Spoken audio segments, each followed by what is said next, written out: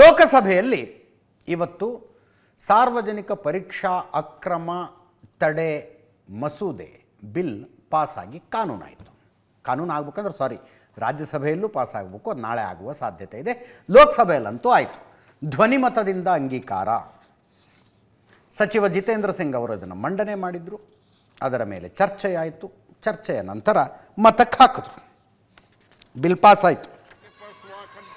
ತುಂಬ ಸಲ ಹೇಳಿದ್ದೀವಿ, ಹಳೆ ಕಾನೂನಿಗೂ ಹೊಸ ಕಾನೂನಿಗೂ ವ್ಯತ್ಯಾಸ. 2024ರಲ್ಲಿ ಪರೀಕ್ಷೆಗಳಲ್ಲಿ ನಡೆಯುವ ಅಕ್ರಮವನ್ನು ತಡೆಯಬೇಕು ಅನ್ನುವ ಕಾರಣಕ್ಕೆ ಇದೇ ಸರ್ಕಾರ 2 ವರ್ಷಗಳ ಹಿಂದೆ ಒಂದು ಕಾನೂನು ತಗೊಂಡು ಬಂದಿತ್ತು. ಅದರಲ್ಲಿ 3 ರಿಂದ 5 ವರ್ಷ ಶಿಕ್ಷೆ, 10 ಲಕ್ಷದ ದಂಡದ ಆಪ್ಷನ್ ಇತ್ತು. ಸಿಂಗಲ್ ವ್ಯಕ್ತಿಗಳು ಮಾಡುವ ಅಪರಾಧಕ್ಕಿದು 3 ರಿಂದ 5 ವರ್ಷ ಶಿಕ್ಷೆ, 10 ಲಕ್ಷ ದಂಡ. ಈಗ ಅದನ್ನು 5 ರಿಂದ 10 ವರ್ಷ ಶಿಕ್ಷೆ, 50 ಲಕ್ಷ ದಂಡ ಮಾಡಿದ್ದಾರೆ. ಮುಂಚೆ ರೆಗ್ಯುಲರ್ ಕೋರ್ಟ್ನಲ್ಲಿ ಕೇಸ್ ನಡೀತಾ ಇತ್ತು, ಯಾವಾಗ ವಿಚಾರಣೆ ಆಗ್ತಿತ್ತೋ, ಯಾವಾಗ ಜಡ್ಜ್ಮೆಂಟ್ ಬರ್ತಿತ್ತೋ. ಈಗ ಹಂಗಲ್ಲ, ಅದಕ್ಕೆ ಅಂತ ಫಾಸ್ಟ್ ಟ್ರ್ಯಾಕ್ ಕೋರ್ಟ್ಗಳಿದ್ದಾವೆ. 3 ತಿಂಗಳಲ್ಲಿ ವಿಚಾರಣೆ ಮುಗಿದು ಜಡ್ಜ್ಮೆಂಟ್ ಬರಬೇಕು. ಪೊಲೀಸರಿಗೆ ತನಿಖೆ ಮಾಡಿ ಚಾರ್ಜ್ ಶೀಟ್ ಹಾಕೋದಕ್ಕೆ 2 ತಿಂಗಳ ಅವಕಾಶ ಹೊಸ ಕಾನೂನಿನಲ್ಲಿ. ಶಿಕ್ಷಣ ಸಂಸ್ಥೆಯೊಂದು ಅಕ್ರಮವೆಸಗಿದರೆ ಮುಂಚೆ 1 ಕೋಟಿ ದಂಡ, 4 ವರ್ಷ ನಿಷೇಧ ಇತ್ತು. ಈಗ 5 ಕೋಟಿಯ ತನಕ ದಂಡ, 8 ವರ್ಷ ನಿಷೇಧ ಇದೆ. ಮುಂಚೆ ಸೆಂಟ್ರಲ್ ಏಜೆನ್ಸಿಗಳ ತನಿಖೆ ನಡೆಸ್ತಾ ಇದ್ವು, ಈಗ ತನಿಖೆಗಾಗಿ ಸ್ಪೆಷಲ್ ಟಾಸ್ಕ್ ಫೋರ್ಸ್ ರಚಿಸಬೇಕಾಗತ್ತೆ. ಇದನ್ನು ಒಬ್ಬ ವ್ಯಕ್ತಿ ಮಾಡದೆ ಒಂದು ಗುಂಪು ಸೇರಿಕೊಂಡು, ಗುಂಪು ಅಂದರೆ ಸಾಮಾನ್ಯ ಉದ್ದೇಶದೊಂದಿಗೆ ಸೇರಿಕೊಂಡಿರುವ ಸಮಾನ ಮನಸ್ಕರ ತಂಡ ಸೇರಿಕೊಂಡು ಪರೀಕ್ಷೆಯಲ್ಲಿ ಅಕ್ರಮವೆಸಗಿದ್ದರೆ 5 ರಿಂದ 10 ವರ್ಷ ದಂಡ, 5 ರಿಂದ 10 ವರ್ಷ ಶಿಕ್ಷೆ, 1 ಕೋಟಿಯ ತನಕ ದಂಡದ ಆಪ್ಷನ್ ಮುಂಚೆ ಇತ್ತು. ಈಗ ಅದನ್ನು 7 ರಿಂದ 10 ವರ್ಷ ಶಿಕ್ಷೆ, 10 ಕೋಟಿಯ ದಂಡದ ತನಕ ತಗೊಂಡು ಬಂದಿದ್ದಾರೆ. ಆಯ್ತಲ್ಲ, ಮತ್ತು ಗಟ್ಟಿಯಾದ ಕಾನೂನು ಬಂತು. ಇನ್ನು ಮುಂದೆ ಪರೀಕ್ಷಾ ಅಕ್ರಮಗಳು ನಡೆಯೋದೇ ಇಲ್ಲ. ಹೇಳಿಬಿಡೋಣ, ಹಾಗೆ ಸುಮ್ಮನೆ ಹೇಳೋದಷ್ಟೇ. ಕಾನೂನಿನಿಂದ ಏನನ್ನೂ ಬದಲಾಯಿಸುವುದಕ್ಕಾಗೋದಿಲ್ಲ, ಅಥವಾ ತುಂಬ ಕಡಿಮೆ ಬದಲಾಯಿಸಬಹುದು. ಇಷ್ಟು ವರ್ಷ ಈ ದೇಶ, ರಾಜ್ಯ ಇದು ನಡೆದಿರುವ ರೀತಿಗಳನ್ನು ನೋಡಿದಾಗ ನನಗೆ ಸ್ಟ್ರಾಂಗಾಗಿ ಅನ್ನಿಸ್ತಾ ಇರೋದು ಅದು. ಕಾನೂನು ತರೋದ್ರಿಂದ ಏನಾಗೋದಿಲ್ಲ ರೀ. ಟ್ರಿಬಲ್ ರೈಡಿಂಗ್ ಮಾಡಬಾರ್ದು ಅಂತ ಕಾನೂನು ಇದೆಯಪ್ಪ. ಬನ್ನಿ ನನ್ನ ಜೊತೆಗೆ ಬೆಂಗಳೂರಲ್ಲಿ ಕೆಲವೊಂದು ಕಡೆ ಕರ್ಕೊಂಡು ಹೋಗ್ತೀನಿ, ತೋರಿಸ್ತೀನಿ ನಿಮ್ಗೆ ಹೆಂಗೆ ಆಗ್ತಿರುತ್ತೆ ಅಂತ. ಹೆಲ್ಮೆಟ್ ಹಾಕ್ಕೋಬಾರ್ದು ಅಂತಲೂ ಕಾನೂನಿದೆ. ಹೆಲ್ಮೆಟ್ ಹಾಕೊಳ್ಳದೆ ಗಾಡಿ ಓಡಿಸ್ಬಾರ್ದು ಅಂತ ಕಾನೂನಿದೆ. ಸೀಟ್ ಬೆಲ್ಟ್ ಹಾಕ್ಕೊಂಡೇ ಗಾಡಿ ಓಡಿಸ್ಬೇಕು ಅಂತ ಕಾನೂನಿದೆ. ಇವೆಲ್ಲ ಸಣ್ಣ ಪುಟ್ಟ ಆಯಿತು. ಕೊಲೆ ಮಾಡಿದ್ರೆ ಮರಣದಂಡನೆಯ ತನಕ ಶಿಕ್ಷೆಯ ಕಾನೂನಿಲ್ವೇ? ಯಾವ್ಯಾವುದಕ್ಕಿಲ್ಲ ಹೇಳಿ ಕಾನೂನು? ಯಾವ ಕ್ರೈಮಿಗಿಲ್ಲ ಹೇಳಿ ಕಾನೂನು? ಯಾವುದಕ್ಕಿಲ್ಲ ಹೇಳಿ ಕಠಿಣ ಶಿಕ್ಷೆ? ಯಾವುದು ನಿಲ್ಲಿಸೋದಕ್ಕಾಗಿದೆ?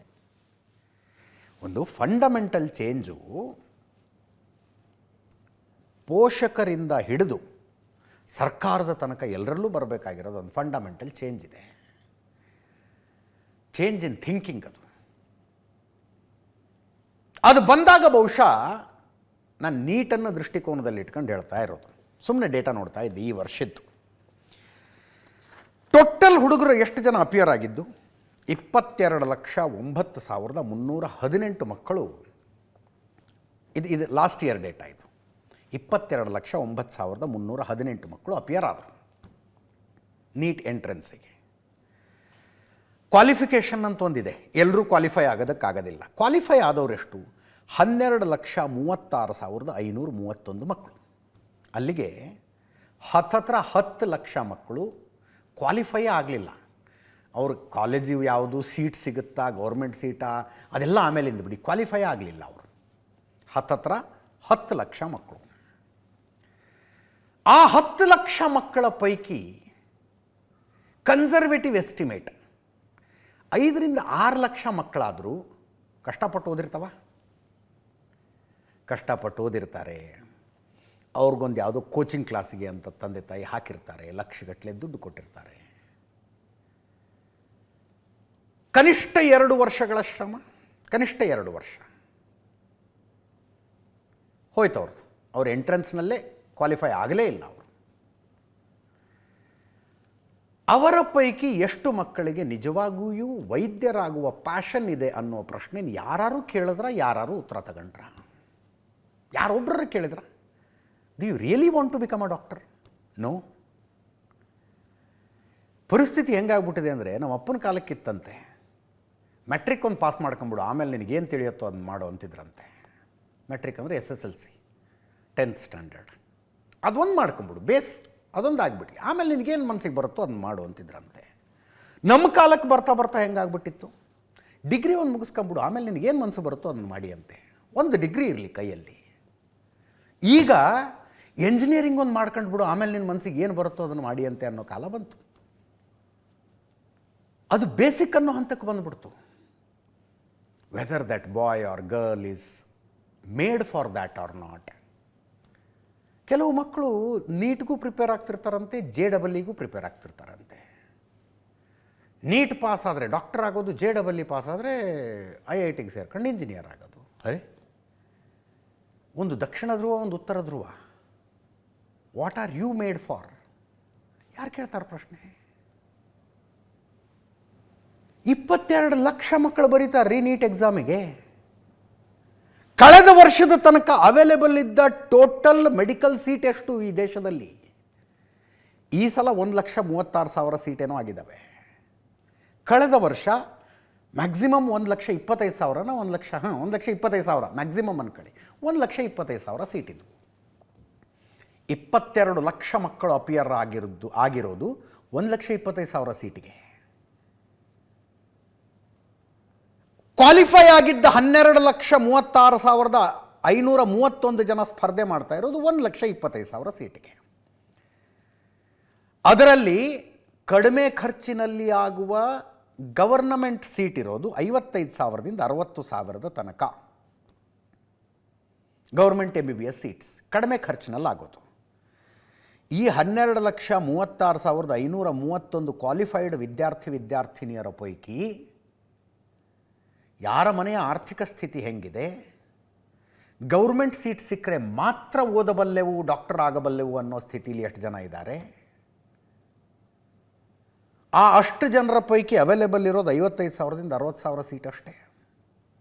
ನೋಡಿ ಹೆಂಗೆ ನಂಬರ್ ಬಾಯ್ಲ್ ಡೌನ್ ಆಗ್ತಾ ಹೋಗುತ್ತೆ. ಪರೀಕ್ಷೆ ಬರೆದವ್ರು 22 ಲಕ್ಷ, ಗೌರ್ಮೆಂಟ್ ಸೀಟ್ ಇರೋದು 55,000ದಿಂದ 60,000. ಅಂದರೆ ಪರೀಕ್ಷೆ ಅಟೆಂಪ್ಟ್ ಮಾಡಿದ 21 ಮಕ್ಕಳ ಪೈಕಿ ಒಂದು ಮಗು ಮಾತ್ರ MBBS ಮಾಡೋದಕ್ಕಾಗೋದು. ಇನ್ನು 20 ಮಕ್ಕಳಿಗೆ ನಿರಾಸೆಯೇ.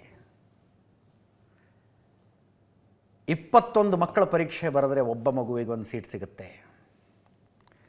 ಗೌರ್ಮೆಂಟ್ ಸೀಟೇ ಅಂತ ಲೆಕ್ಕ ಹಾಕಿದ್ರೆ 40 ಮಕ್ಕಳು ಪ್ರಯತ್ನ ಪಟ್ಟರೆ ಒಂದು ಮಗುವಿಗೆ ಸಿಗುತ್ತೆ. ಇನ್ನು 39 ಮಕ್ಕಳು ಅವರ ಎಫರ್ಟು ಕೋಚಿಂಗ್ ಮಾಫಿಯಾ ಉದ್ಧಾರ ಮಾಡೋದಕ್ಕದು. ಕೋಚಿಂಗ್ ಮಾಫಿಯಾ ಉದ್ಧಾರ ಮಾಡೋದಕ್ಕೆ. ನೋಡಿ, ನಿಜವಾಗಿಯೂ ಮೆಡಿಕಲ್ ಫೀಲ್ಡ್ ಬಗ್ಗೆ, ವೈದ್ಯಕೀಯ ವೃತ್ತಿಯ ಬಗ್ಗೆ ಒಂದು ಅಭಿಮಾನ ಇದೆ, ಪ್ಯಾಷನ್ ಇದೆ. I want to serve people. ಅಂಥವರು ಮಾತ್ರ ನಾನು ಈ ಸ್ಟ್ರೀಮನ್ನು ಆಯ್ಕೆ ಮಾಡಿಕೊಂಡು ಒಂದು ಪ್ರಯತ್ನ ಪಡ್ತೀನಿ ಅಂದರೆ ಈ ಸಂಖ್ಯೆ ಅರ್ಧಕ್ಕೆ ಇಳಿಯತ್ತಿದು.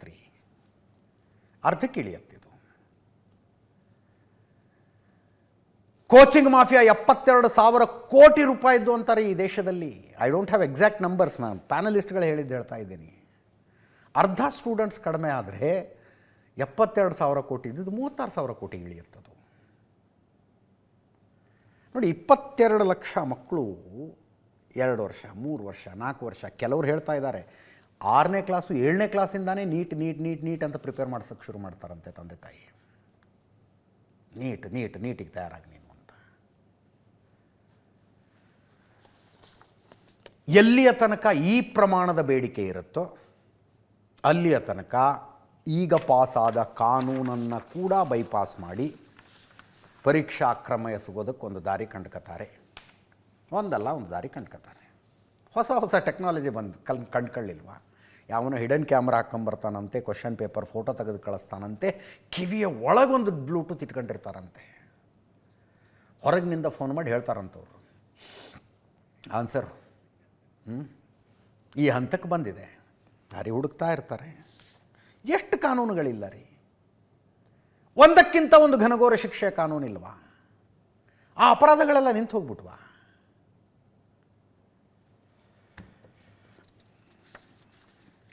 ಇವತ್ತು ಇನ್ನೊಂದು ಮಸೂದೆ ಕೂಡ ಪಾಸಾಯಿತು. ರಾಷ್ಟ್ರೀಯ ಗೌರವಕ್ಕೆ ಅವಮಾನ ತಡೆಯುವ ತಿದ್ದುಪಡಿ ಮಸೂದೆ 2026. ಬೇಸಿಕಲಿ ಏನಿದು? ರಾಷ್ಟ್ರಗೀತೆಗೆ, ಜನಗಣಮನಕ್ಕೆ ಉದ್ದೇಶಪೂರ್ವಕವಾಗಿ ಅಪಮಾನ ಮಾಡಿದ್ರೆ 3 ವರ್ಷ ಶಿಕ್ಷೆಗೆ ಅವಕಾಶ ಇತ್ತು. ಈಗ ಅದರಲ್ಲಿ ವಂದೇ ಮಾತರಮ್ಮನ್ನು ಸೇರಿಸಲಾಗಿದೆ. ವಂದೇ ಮಾತರಂಗೆ ಅವಮಾನ ಮಾಡಿದರೂ ಕೂಡ 3 ವರ್ಷಗಳ ತನಕ ಜೈಲು ಶಿಕ್ಷೆ. ಅದೊಂದು ಪಾಸಾಯಿತು. ಇನ್ನು ರಾಹುಲ್ ಗಾಂಧಿಯವರು ಮಾತನಾಡಿದ್ದು ಡೀಟೇಲ್ ಆಗಿ ನೋಡಿದ್ವಿ. ಪ್ರಿಯಾಂಕಾ ಗಾಂಧಿಯವರು ಮಾತಾಡಿದ್ರು, ಬೇರೆ ಬೇರೆ ವಿಷಯ ಮಾತಾಡಿದ್ದಾರೆ. ಅದರ ಪೈಕಿ ಜಾಸ್ತಿ ಚರ್ಚೆ ಆಗ್ತಾ ಇರೋದು ಈ ನಂದನ್ ನಿಲೇಕಣಿಯವರ ನೇತೃತ್ವದಲ್ಲೊಂದು ಟಾಸ್ಕ್ ಫೋರ್ಸ್ನ ರಚನೆಯನ್ನು ಪ್ರಧಾನಮಂತ್ರಿಗಳ ಅನೌನ್ಸ್ ಮಾಡಿದ್ರಲ್ಲ. ಈ CJP ಪ್ರತಿಭಟನೆಯ ಫಲಶ್ರುತಿಗಳಿವೆಲ್ಲ. ಆ ಫಲಶ್ರುತಿಗಳ ಪೈಕಿ ಒಂದು ಟಾಸ್ಕ್ ಫೋರ್ಸ್ನ ರಚನೆ. ನಂದನ್ ನಿಲೇಕಣಿ ಅವ್ರಿಗೊಂದು ಟೀಮ್ ಕೊಡಲಾಗಿದೆ. ಆ ಇಡೀ ಟೀಮ್ ಕೂತ್ಕೊಂಡು ಭವಿಷ್ಯದಲ್ಲಿ ಕ್ವಶನ್ ಪೇಪರ್ ಲೀಕ್ನಂಥ ಪರೀಕ್ಷಾ ಅಕ್ರಮಗಳು ನಡೆಯದೇ ಇರುವಂತೆ ತಡೆಯೋದಕ್ಕೆ ಏನೇನು ಮಾಡಬಹುದು ಸರ್ಕಾರ ಅನ್ನುವ ಶಿಫಾರಸುಗಳನ್ನು ಕೊಡಬೇಕು. ಶಿಫಾರಸು ಕೊಡಬೇಕು.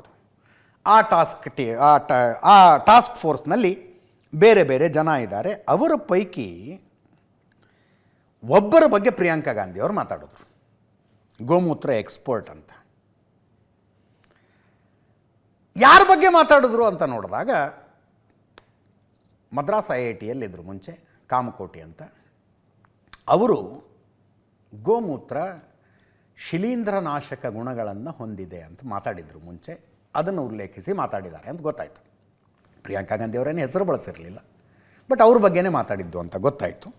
ಅನುರಾಗ್ ಠಾಕೂರ್ BJP ಸಂಸದರು ಪ್ರಿಯಾಂಕಾ ಗಾಂಧಿಯವರ ಮಾತಿಗೆ ಕೌಂಟ್ರ್ ಕೊಡ್ತಾರೆ. ನಿಮ್ಮ ಕುಟುಂಬದವರೆಲ್ಲರ ಡಿಗ್ರಿಗಳನ್ನು ತಗೊಂಡು ವ್ಯಾಲ್ಯೂ ಮಾಡಿದ್ರೆ ಒಬ್ಬ ಕಾಮಕೋಟಿಯವರ ಡಿಗ್ರಿಗಳಿಗೆ ಸಮ ಆಗೋದಿಲ್ಲ ಅಂತ. ಗೋಮೂತ್ರ ಎಕ್ಸ್ಪರ್ಟ್ ಕಾಮಕೋಟಿಯವರಿಗೆ ಪ್ರಿಯಾಂಕಾ ಗಾಂಧಿಯವರು ಹೇಳಿದ್ದು. ಅದು ಗೋಮೂತ್ರ ಅನ್ನುವ ಕಾರಣಕ್ಕಾಗಿ ಅಷ್ಟು ಟ್ರೋಲ್ ಆಗುತ್ತೋ ಏನೋ ಗೊತ್ತಿಲ್ಲ. ಭಾರತೀಯ ಪರಂಪರೆಯ ಬಗ್ಗೆ ಗೌರವ ಇಲ್ಲ ಅಂತ ಅನುರಾಗ್ ಠಾಕೂರ್ ಅವರು ಹೇಳಿದ್ರು. ನೀವು ಪರಂಪರೆಯನ್ನು ಒಂದು ಕಡೆ ಇಟ್ಟು ಸೈನ್ಸ್ ಅಂತಾನೆ ನೋಡಿದ್ರು, ಅನೇಕ ಪ್ರಾಣಿಗಳ ಮೂತ್ರ ಅನೇಕ ಔಷಧೀಯ ಗುಣಗಳನ್ನು ಹೊಂದಿದೆ. ಉದಾಹರಣೆಗೆ ಯಾವುದೋ ಒಂದು ಔಷಧಿ ಇದೆ, ನಾನು ತುಂಬ ಹಿಂದೋದಿದ್ದು ಮರ್ತುಬಿಟ್ಟೆ ನಾನು. ಆ ಔಷಧಿ ತಯಾರಿಸುವುದಕ್ಕೆ ಗರ್ಭಿಣಿ ಕುದುರೆಯ ಮೂತ್ರವೇ ಆಗಬೇಕು. ನಾನು ಯಾವುದೋ ಗಾಂಟಿ ಔಷಧಿ ಹೇಳ್ತಾ ಇಲ್ಲ, ಯಾರೋ ಇವರು ಕೊಡೋ ಔಷಧಿ ಹೇಳ್ತಾ ಇಲ್ಲ ನಾನು. ಯಾರೋ ಹಳ್ಳಿಲಿ ಯಾರೋ ತಂದು ಮಾಡ್ತಾರಂತೆ. ಜಗತ್ತಿನ ಅತ್ಯುತ್ತಮ ಲ್ಯಾಬೊರೇಟರಿಯಲ್ಲಿ ಆ ಔಷಧಿ ತಯಾರಾಗಬೇಕು ಅಂದರೂ ಕೂಡ ಗರ್ಭಿಣಿ ಕುದುರೆಯ ಮೂತ್ರವೇ ಆಗಬೇಕು. ಆ ಗರ್ಭಿಣಿಯಾಗಿರುವ ಕುದುರೆಯ ಮೂತ್ರದಲ್ಲಿ ಮಾತ್ರ ಅದೇನೋ ಒಂದು ಸೈಂಟಿಫಿಕ್ ಹೆಸರಿದೆ ಅದಕ್ಕೆ, ಅದು ಅದರಲ್ಲಿ ಮಾತ್ರ ಸಿಗದಂತೆ. ಹಾಗೆ ಮಾತನಾಡುವವರನ್ನು ಈ ಕಾಮಕೋಟಿಯವ್ರ ಬಗ್ಗೆ ಗೋಮೂತ್ರ ಎಕ್ಸ್ಪರ್ಟ್ ಅಂದಂಗೆ ಗರ್ಭಿಣಿ ಕುದುರೆಯ ಮೂತ್ರದ ಎಕ್ಸ್ಪರ್ಟ್ ಇವರು ಅಂತ ಅನ್ನೋದಕ್ಕಾಗತ್ತೇನ್ರಿ? ಹಂಗೆ ಆಗತ್ತಾ? ಈ ಹಾರ್ಮೋನಲ್ ಟ್ರೀಟ್ಮೆಂಟಿಗೆ ತಯಾರು ಮಾಡ್ತಾರೆ ನೋಡಿ ಔಷಧಿನ, ಹಾರ್ಮೋನಲ್ ಟ್ರೀಟ್ಮೆಂಟಿಗೆ. ಹಾಗೆ ಒಂಟೆಯ ಮೂತ್ರದಲ್ಲಿ ಕ್ಯಾನ್ಸರ್ ನಿವಾರಿಸುವ ಗುಣಗಳು ಇರುವ ಬಗ್ಗೆ ಸಂಶೋಧನೆಗಳು ನಡೀತಾ ಇದ್ದಾವೆ. ಆ ಸಂಶೋಧನೆಗಳನ್ನು ಮಾಡ್ತಾ ಇರುವವರಿಗೆ ನೀವು ಒಂಟೆ ಮೂತ್ರದ ಎಕ್ಸ್ಪರ್ಟ್ ಅಂದುಬಿಡೋದಕ್ಕಾಗತ್ತಾ? ಆಧುನಿಕ ವಿಜ್ಞಾನದ ಯಾವುದೇ ಔಷಧವನ್ನು ತೆಗೆದುಕೊಳ್ಳಿ ನೀವು, ಯಾವುದೇ ಔಷಧ, ಅಥವಾ I am not an expert, but ವೈದ್ಯರುಗಳ ಜೊತೆಗೆ ಮಾತನಾಡೋದಾಗ ಹೇಳೋದು, ಆ ಔಷಧಿಯಲ್ಲಿ ಯಾವುದೋ ಒಂದು ಸೈಂಟಿಫಿಕ್ ಎಲಿಮೆಂಟ್ ಇರುತ್ತೆ. ಆ ಎಲಿಮೆಂಟ್ ನಿಸರ್ಗದ ಯಾವುದೋ ಒಂದು ವಸ್ತುವಿನಿಂದ ತಗೊಂಡಿರ್ತಾರೆ.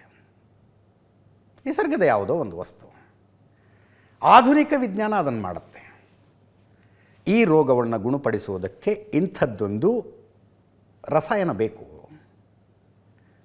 ಈ ರೋಗವನ್ನು ಗುಣಪಡಿಸೋದಕ್ಕೆ ಇಂಥದ್ದೊಂದು ಕೆಮಿಕಲ್ ಬೇಕು, ಈ ಕೆಮಿಕಲ್ ನೈಸರ್ಗಿಕವಾಗಿ ಇಂಥದ್ರಲ್ಲಿ ಇದೆ ನೋಡಿ ಅನ್ನೋದನ್ನು ಆಧುನಿಕ ವಿಜ್ಞಾನ ಕಂಡುಕೊಂಡು ಅದನ್ನು ಎಕ್ಸ್ಟ್ರಾಕ್ಟ್ ಮಾಡಿ ಔಷಧಿಗೆ ಸೇರಿಸಿ ಅದಕ್ಕೊಂದು ಮಾತ್ರೆ ರೂಪವನ್ನು, ಕ್ಯಾಪ್ಸೂಲ್ನ ರೂಪವನ್ನು ಅಥವಾ ಇಂಜೆಕ್ಷನ್ನಿನ ರೂಪವನ್ನು ಕೊಟ್ಟು ಜನರಿಗೆ ಕೊಡ್ತಾರೆ. ಅದು ಇಂಜೆಕ್ಷನ್ ಆಗಿಯೋ ಮಾತ್ರೆಯಾಗಿಯೋ ಕ್ಯಾಪ್ಸೂಲ್ ಆಗಿಯೋ ನಮ್ಮ ಕೈಗೆ ಬಂದಾಗ ವಿಜ್ಞಾನ ಅನಿಸುತ್ತೆ. ಇಂಥದ್ದೊಂದು ಸಸ್ಯಕ್ಕೆ, ಇಂಥದ್ದೊಂದು ಪ್ರಾಣಿಯ ಇಂಥದ್ದೊಂದು ಭಾಗಕ್ಕೆ, ಅಥವಾ ಈ ಹಣ್ಣಿಗೆ, ಈ ಗಡ್ಡೆಗೆ, ಈ ಬೇರಿಗೆ, ಈ ತೊಗಟೆಗೆ ಈ ರೋಗವನ್ನು ಗುಣಪಡಿಸುವ ಶಕ್ತಿ ಇದೆ ಅಂತ ಯಾರಾದರೂ ಹೇಳಿದ್ರೆ ಹಿಂಗೆ ಟ್ರೋಲ್ ಆಗಬೇಕಾಗತ್ತೆ. ಪಾರ್ಲಿಮೆಂಟ್ನಲ್ಲೋ ಇನ್ನೊಂದು ಕಡೆನೋ ಮತ್ತೊಂದು ಕಡೆನೋ ಟ್ರೋಲ್ ಆಗಬೇಕಾಗತ್ತೆ. ವಿ ಕಾಮಕೋಟಿಯವರಿಗೆ DRDO ಅಕಾಡೆಮಿಕ್ ಎಕ್ಸಲೆನ್ಸ್ ಪ್ರಶಸ್ತಿ ಸೇರಿದಂತೆ ನೂರಾರು ಪ್ರಶಸ್ತಿಗಳಿದ್ದಾವೆ. Abdul Kalam technology innovation national fellowship ಬಂದಿತ್ತು. ACCS lifetime achievement award, ಈ ಸಲ ಪದ್ಮಶ್ರೀ ಬಂದಿದೆ ಅವರಿಗೆ. IBM ಫ್ಯಾಕಲ್ಟಿ ಪ್ರಶಸ್ತಿ ಸೇರಿದಂತೆ ಅನೇಕ ಪ್ರಶಸ್ತಿಗಳು. 2001ರಲ್ಲಿ IIT ಮದ್ರಾಸ್ನಲ್ಲಿ ಅಧ್ಯಾಪಕರಾಗಿ ಸೇರಿ 2022ರಲ್ಲಿ IIT ಮದ್ರಾಸ್ನ ಡೈರೆಕ್ಟರ್ ಆದಂಥವ್ರು ಅವರು. ಕಂಪ್ಯೂಟರ್ ಆರ್ಕಿಟೆಕ್ಚರ್, ಮಾಹಿತಿ ಭದ್ರತೆ, VLS 1ನ ವಿನ್ಯಾಸ ಸೇರಿದಂತೆ ಅನೇಕ ಕ್ಷೇತ್ರಗಳಲ್ಲಿ ಇವರದ್ದು ಪರಿಣಿತಿ. IIT ಮದ್ರಾಸ್ನ ಮೈಕ್ರೋ ಪ್ರೊಸೆಸರ್ ಅಭಿವೃದ್ಧಿ ಕಾರ್ಯಕ್ರಮದ ರೂವಾರಿ ಅನ್ನಿಸ್ಕೊಂಡಿದ್ದಾರೆ. ಕಾಮಕೋಟಿಯವರು ಮಾಹಿತಿ ಭದ್ರತಾ ಶಿಕ್ಷಣ ಮತ್ತು ಜಾಗೃತಿ ಕಾರ್ಯಕ್ರಮದ ಮುಖ್ಯಸ್ಥರು, ರಾಷ್ಟ್ರೀಯ ಭದ್ರತಾ ಸಲಹಾ ಮಂಡಳಿಯ ಸದಸ್ಯರಾಗಿಯೂ ಜವಾಬ್ದಾರಿ ನಿರ್ವಹಿಸಿದ್ದಾರೆ. ವಾಣಿಜ್ಯ ಮತ್ತು ಕೈಗಾರಿಕಾ ಸಚಿವಾಲಯದ ಕೃತಕ ಬುದ್ಧಿಮತ್ತೆ ಕಾರ್ಯಪಡೆಯ ಅಧ್ಯಕ್ಷರು. ರಾಷ್ಟ್ರೀಯ ಷೇರು ವಿನಿಮಯ ಕೇಂದ್ರ, ರಿಸರ್ವ್ ಬ್ಯಾಂಕ್ನ ತಂತ್ರಜ್ಞಾನ ಸಮಿತಿಗಳಲ್ಲೂ ಕೂಡ ಸೇವೆ ಸಲ್ಲಿಸಿದ್ದಾರೆ. ಇವೆಲ್ಲ ಮ್ಯಾಟ್ರ್ ಆಗೋದಿಲ್ಲ. ಪಂಚೆ ಹಾಕೊಂಡು ಬಂದುಬಿಟ್ರೆ ಒಂದು ಮ್ಯಾಟ್ರ್ ಆಗ್ಬಿಡುತ್ತೆ ನೋಡಿ. How can he be like that? Scientist ಅನ್ನೋರು ಸೈಂಟಿಫಿಕ್ ಫೀಲ್ಡ್ನಲ್ಲಿ ಎತ್ತರಕ್ಕೇರಿದವರು ಹೆಂಗೆ ಇರೋದಕ್ಕೆ ಸಾಧ್ಯ? ಹಿಂಗೆ ಭಾಳ ಜನ ಇರ್ತಾರೆ. ಒಬ್ಬ ಫೇಮಸ್ ಡಾಕ್ಟರ್ನ ಮೀಟ್ ಮಾಡಿದ್ದೆ ನಾನು. ಒಂದು 2 ನಿಮಿಷ ಟೈಮ್ ಇದೆ. Famous doctor. ಅವ್ರು ಹಿಂಗೆ ಭೇಟಿಯಾಗೋದಕ್ಕೆ ಹೋದಾಗ ಅವ್ರ ಟೇಬಲ್ ಮೇಲೆ ಇತ್ತು ಐ ಟ್ರೀಟ್ ಹಿ ಕ್ಯೂರ್ಸ್ ಅಂತ. ನಾ ಕೇಳಿದೆ, ಏನಿದೆ ಹಿಂಗಂದರೆ? ಅವ್ರು ಹೇಳಿದ್ರು, ಟ್ರೀಟ್ಮೆಂಟ್ ನಾನು ಕೊಡ್ತೀನಿ, ರೋಗಿಗಳನ್ನು ಗುಣಪಡಿಸದೇ ಇರೋದು ಭಗವಂತನ ಕೈಯಲ್ಲಿರೋದು, ಅದನ್ನು ನಾನು ಮಾಡ್ತೀನಿ ಅನ್ನುವ ಭ್ರಮೆಯಲ್ಲಿ ನಾನಿಲ್ಲ ಅಂತ. ಅವರು MBBS, MD ಏನೇನೋ ಓದ್ಕೊಂಡವರು ಐ ಟ್ರೀಟ್ ಹಿ ಕ್ಯೂರ್ಸ್ ಅಂತ ಬರ್ಕೊಂಡಿದ್ದಾರೆ. ಮತ್ತು ಅವರನ್ನು ನೋಡಿದ್ರೆ ಏನಂತಾರೋ ಏನೋ. ಇರಲಿ. ಸಮಾಜವಾದಿ ಪಕ್ಷದ ಸಂಸದರು ಇವತ್ತು ರಾಮ ಮಂದಿರ ದೇಣಿಗೆ ಕಳ್ಳತನದ ಪ್ರಕರಣವನ್ನು ಸಂಸತ್ನಲ್ಲಿ ಪ್ರಸ್ತಾಪಿಸಿದ್ರು. ಧರ್ಮೇಂದ್ರ ಯಾದವ್ ಮಾತಾಡಿದ್ರು.